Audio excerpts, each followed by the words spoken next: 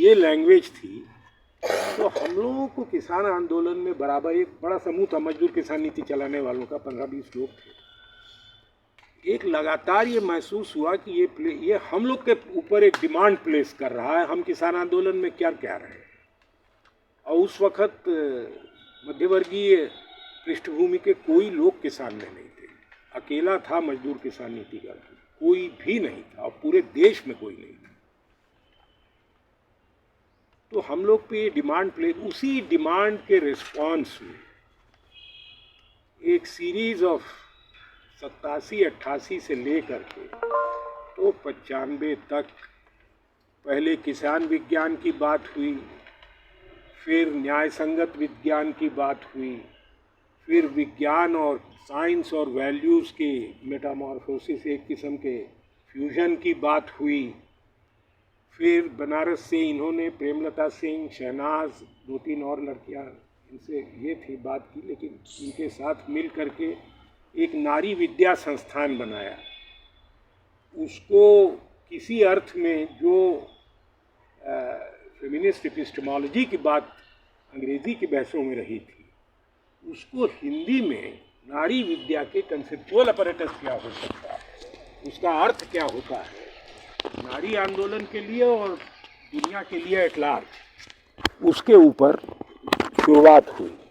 तो नारी विद्या भी हो गया, किसान विज्ञान भी हो गया, सब कई तरह के नामों से, स्वदेशी विज्ञान भी हो गया।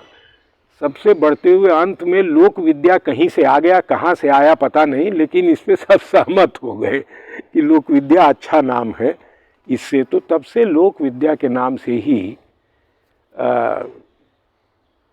और एक बात थोड़ी साफ कर दें, फिर हम बात ख़त्म करें कि लोक विद्या की ये बात, हम ये नहीं कह रहे हैं कि लोगों के पास ज्ञान है, लोगों के पास ज्ञान है तो तमाम लोग मान रहे हैं।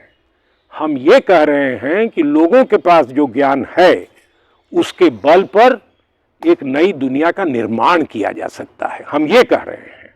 यानी वह ज्ञान एक चेंज एजेंसी के रूप में, एक लीडरशिप की भूमिका में अपने को देखता है, या वह देख सके इसका प्रयास हम करते हैं। क्योंकि अब तो लगभग पिछले 20 साल में तो आप कहीं चले जाइए तो और तुरंत लोग कहते हैं लोक विद्या मतलब आप वो कुछ बचाने का काम कर रहे हैं। तो दो एक चीज़ मैं इसलिए क्लैरिफाई कर रहा हूँ कि पोजीशन क्लियर होनी चाहिए।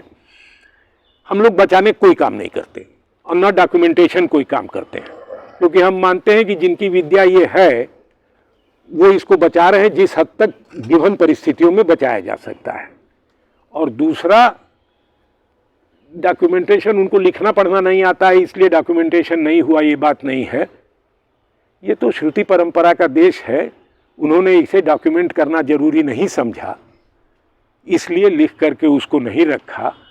लिख देने से जिनके इंटरेस्ट कुछ अलग हैं उनके सक्रिय होने की संभावना बढ़ जाती है। ये हम लोगों ने प्रैक्टिस में देखा।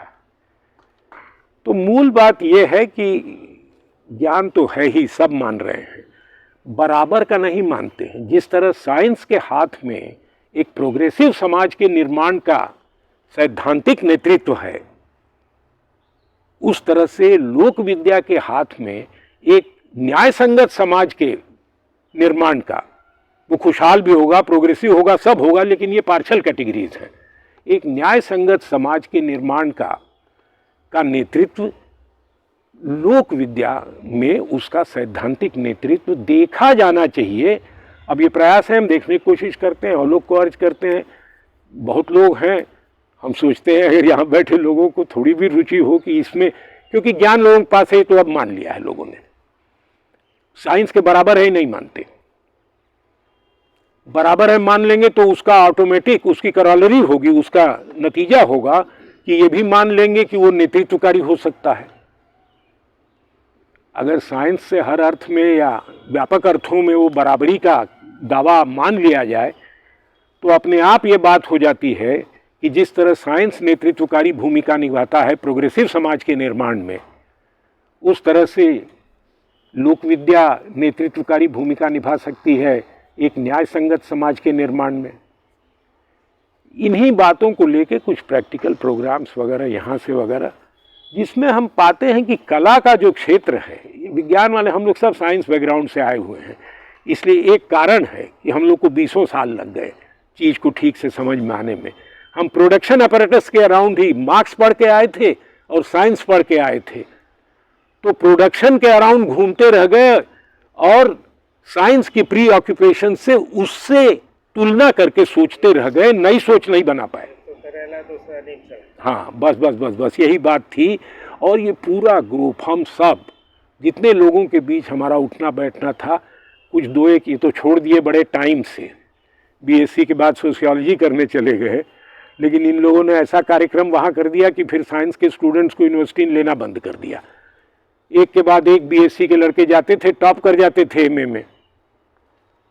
तो आर्ट्स कॉलेज ने ये निर्णय ले लिया, आर्ट्स कॉलेज या जो भी उस वक्त था, कि बीएससी करे लोगों को हम लोग एडमिशन नहीं देंगे एमए में। तो ऐसा मतलब वो एक बड़ा नैरो निर्णय है, लेकिन हो खैर वो छोड़िए, वो अलग बात है। हाँ, मतलब जो भी हो गया, इन्हीं लोगों से शुरुआत है। हमको लगता है this is the first batch आप लोग का ना।